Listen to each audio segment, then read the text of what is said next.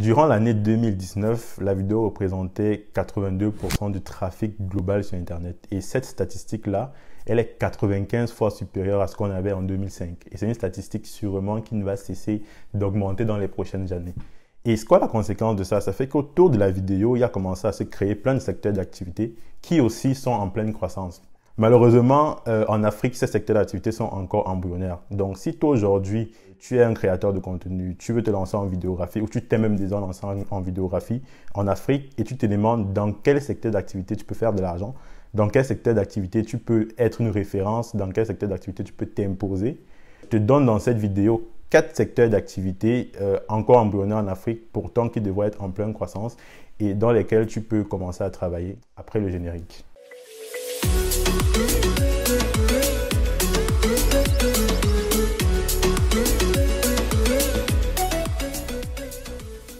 Bonjour à toi et bienvenue sur Vanda Film. Sur cette chaîne, on parle réalisation vidéo et entrepreneuriat. Alors, si tu es nouveau, abonne-toi, like la vidéo pour ne rater aucun contenu à venir. Alors, aujourd'hui, je vous présente 4 secteurs d'activité encore embryonnaires et en pleine croissance en Afrique dans lesquels tu dois te lancer aujourd'hui, dès maintenant, si tu veux demain être une référence en vidéographie. Reste jusqu'à la fin de la vidéo parce qu'à la fin, je te présente les gagnants du concours que j'ai fait dans la vidéo précédente. Et ces gagnants-là, je vais leur offrir bien sûr 30 minutes de consulting pour préparer le lancement en vidéo. Alors sans plus tarder, allons dans le vif du sujet. Le premier secteur d'activité dont je vais parler aujourd'hui, c'est YouTube. YouTube, qui appartient à Google, est aujourd'hui le premier moteur de recherche vidéo au monde. Et une dernière statistique a révélé qu'en fait, plus de 300 heures de vidéos sont uploadées sur YouTube chaque minute et que par jour, il y a plus de 4 milliards de vidéos qui sont regardées. Et ça, c'est juste une énorme opportunité pour les Africains parce que tu peux soit être un créateur de contenu YouTube où tu vas partager tes compétences, tes connaissances, que ce soit en vidéo comme moi ou en marketing comme d'autres personnes. Ou alors, tu peux juste être un monteur vidéo et tu peux travailler pour les créateurs de contenu en montant leurs vidéos. Prenons un exemple très simple. Si aujourd'hui tu es un monteur vidéo pour des créateurs de contenu, donc tu fais le montage vidéo pour ceux qui font des vidéos pour YouTube et tu te dis que tu veux faire de ça ton activité principale, que tu as à peu près 300 heures de vidéos qui sont loadées sur YouTube chaque minute. Quand tu convertis ça en années, ça fait à peu près 1 milliard de minutes chaque année. Donc tu te dis, moi je vais charger ou bien je vais demander 10 000 francs CFA, à peu près 20 $. Pour faire 10 minutes de vidéo, ce qui est très moins cher payé en fait parce qu'en réalité tu peux demander beaucoup plus que ça. Quand tu essayes de faire l'équivalence, tu te rends compte que en fait tu as juste un marché avec un chiffre d'affaires de 2 milliards de dollars chaque année. Et tu vas me dire que oui, tous les créateurs de contenu ne payent pas pour faire les montages YouTube. Donc, mettons que la moitié des créateurs de contenu font eux-mêmes leur montage comme moi et l'autre moitié en fait cherche des personnes pour faire leur montage. Donc, tu as quand même 1 milliard de dollars à aller chercher chaque année. Aujourd'hui, clairement, YouTube représente une formidable opportunité pour n'importe qui, que tu sois en Afrique, en Europe ou aux États-Unis, parce que tu n'as juste aucune limite sur tout le marché mondial qui s'offre à toi en fait. Alors, qu'attends-tu? Deuxième secteur dont je vais te parler aujourd'hui, c'est le cinéma. Le cinéma en fait est comme un vecteur de puissance ou un outil stratégique en fait pour chaque pays.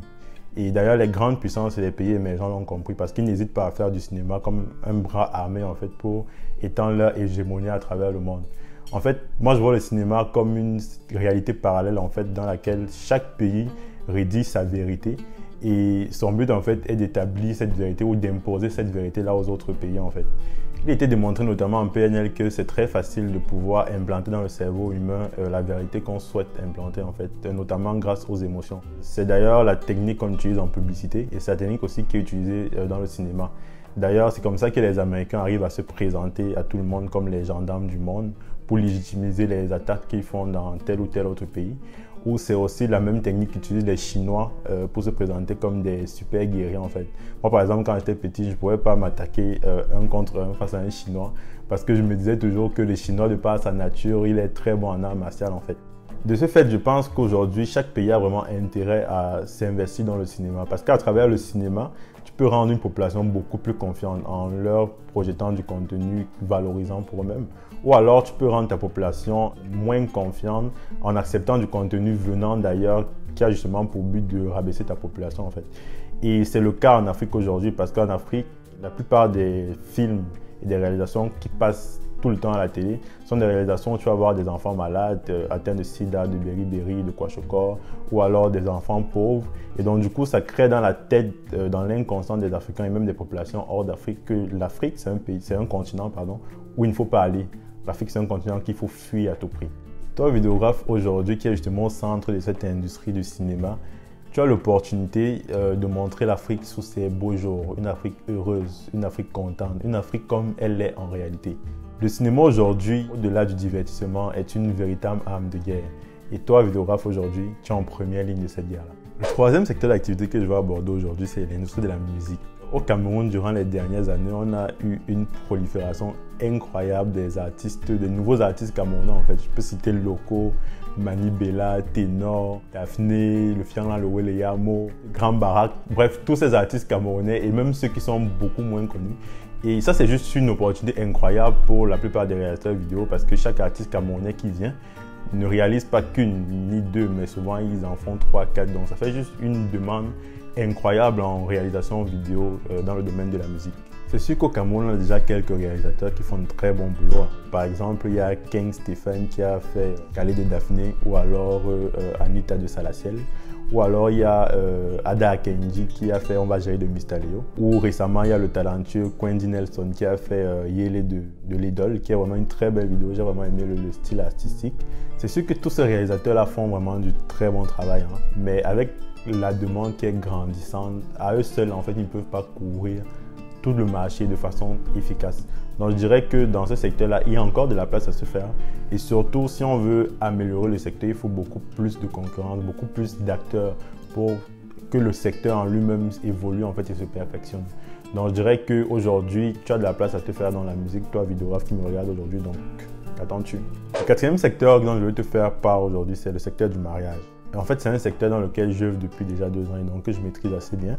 Au Cameroun, le secteur du mariage est juste un secteur en plein essor. Aujourd'hui, quand un couple se marie, il veut forcément faire de ce moment un moment inoubliable, un moment émotionnel. Et qui dit émotionnel dit forcément qu'ils sont prêts à investir et à mettre beaucoup de fonds. Du coup, ça crée comme ça une industrie. Il y a beaucoup d'acteurs qui se font de l'argent. Il y a les décorateurs, les locataires de salles, les service traiteurs, les DJ et donc du coup aussi les photographes et les vidéographes de mariage.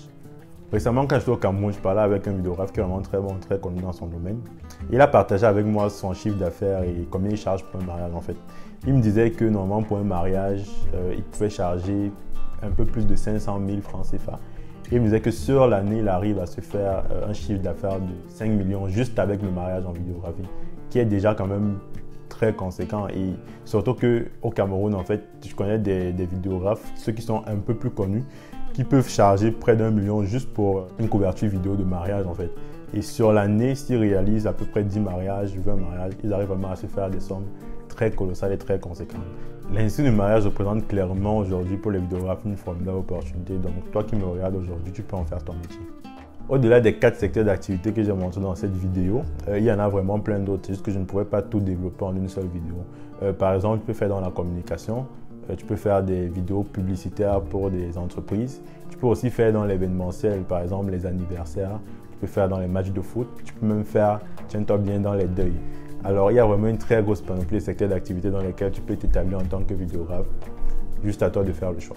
Avant de terminer, nous allons choisir les gagnants du jeu concours de la vidéo précédente. Donc, on va tirer ici 2 noms de personnes qui vont bénéficier d'un coaching de 30 minutes avec moi. Donc, le premier nom,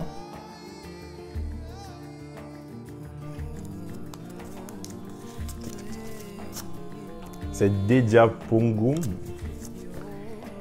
Et donc, le second nom, c'est Kenyé. Dedia et Kenyé, je vais vous contacter très prochainement pour planifier justement votre coaching de 30 minutes. Je pense que ça sera en ligne avec le confinement. Bon, nous sommes rendus au thème de cette vidéo. Si vous avez aimé, laissez-moi un like et n'hésitez pas à commenter pour me dire quel sujet vous voudrez aborder dans les prochaines vidéos. Si vous n'êtes pas encore abonné, faites-le en cliquant sur la petite cloche pour ne rater aucun contenu à venir. Alors, je vous dis à très bientôt sur la chaîne.